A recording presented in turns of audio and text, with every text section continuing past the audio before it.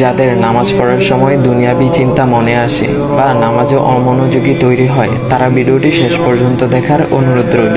হযরত আলী রাদিয়াল্লাহু তাআলা আনহুর কাছে একজন ব্যক্তি এসেছে। তখন লোকটা বলল, হুজুর, আমার নামাজে মন বসে না। নামাজে দাঁড়ালে আমার দুনিয়াবি নানা চিন্তা আসে। হুজুর, আমার এই নামাজ কি আল্লাহ তাআলা কবুল করবেন? তখন হযরত আলী রাদিয়াল্লাহু তাআলা আনহা বলেছেন, না, তোমার নামাজ কবুল হবে না। তখন লোকটা মনে অনেক কষ্ট নিয়ে চলে যাচ্ছেন। এমন সময় রাসূল সাল্লাল্লাহু আলাইহি ওয়াসাল্লাম এসে হযরত আলী রাদিয়াল্লাহু তাআলা আনহুকে জিজ্ঞাসা করলেন, ইয়া আলী, আপনার কাছে লোকটা কেন এসেছিল? এসে দেখি মন খারাপ করে চলে গেল। কেন, কি হয়েছে, আমাকে বলুন। তখন আলী রাদিয়াল্লাহু তাআলা আনহু বলেন, তিনি আমার কাছে জানতে এসেছেন যে নামাজে দুনিয়াবি চিন্তা আসলে নামাজ হবে কিনা। আমি বলেছি, না, তোমার নামাজ কবুল হবে না।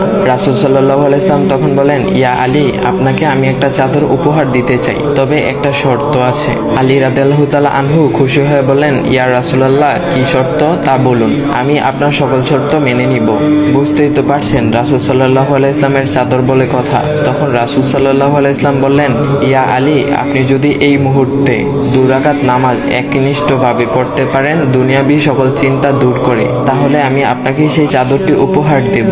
আলী রাদিয়াল্লাহু তাআলা আনহু বলেন, এটা তো সাধারণ ব্যাপার। আলী রাদিয়াল্লাহু তাআলা আনহু তখন নামাজে দাঁড়িয়ে গেলেন আর তিনি নামাজ পড়তে শুরু করলেন। এমন সময় তার মনের মধ্যে শুধু ভাবনা চিন্তা আসতে শুরু করলো, আচ্ছা, আমাকে যে রাসূল সাল্লাল্লাহু আলাইহি ওয়াসাল্লাম যে চাদরটা দিবেন, সেটা কি ফাতিমার চাদর নাকি রাসূল সাল্লাল্লাহু আলাইহি ওয়াসাল্লামের? আচ্ছা, চাদরখানা দেখতে কেমন হবে? এই বিভিন্ন বিষয় নিয়ে ভাবতে লাগলেন। তিনি ভুলেই গেছেন যে দুনিয়াবি চিন্তা নামাজে আনতে রাসূল সাল্লাল্লাহু আলাইহি ওয়াসাল্লাম নিষেধ করেছেন। এর মধ্যে আলী রাদিয়াল্লাহু তাআলা আনহুর নামাজ পড়া শেষ। আলী রাদিয়াল্লাহু তাআলা নামাজ শেষ করে রাসূল সাল্লাল্লাহু আলাইহি ওয়াসাল্লামকে বলতেছেন, ইয়া রাসূলুল্লাহ, আমি আপনার শর্ত মেনেছি, এখন আমাকে চাদরখানা উপহার দেন। রাসূল সাল্লাল্লাহু আলাইহি ওয়াসাল্লাম বলেন, ইয়া আলী, আপনি কি একনিষ্ঠভাবে দুনিয়াবি চিন্তামুক্ত ছাড়া 2 রাকাত নামাজ পড়েছেন? তখন আলী রাদিয়াল্লাহু তাআলা আনহা মুচকি হেসে বললেন, না ইয়া রাসূলুল্লাহ, আমি আপনার চাদর নিয়ে অনেক কিছুই ভেবেছি। তখন রাসূল সাল্লাল্লাহু আলাইহি ওয়াসাল্লাম বলেন, ইয়া আলী, নামাজ তোমারও হয়েছে, আর তুমি যাকে নামাজ হবে না বলে ফতোয়া দিয়েছো, তার নামাজও আল্লাহ তাআলা কবুল করে নিয়েছেন। শোনো আলী, দুনিয়াবি চিন্তা দ্বারা নামাজ বাতিল হয় না, নামাজ মহান আল্লাহ তাআলা কবুল করে নেন।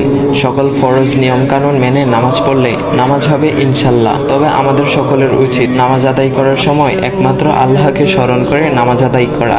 নামাজে দাঁড়ালে দুনিয়াবি চিন্তা মাথায় আসে, এটা শয়তানের একটা ফাঁদ।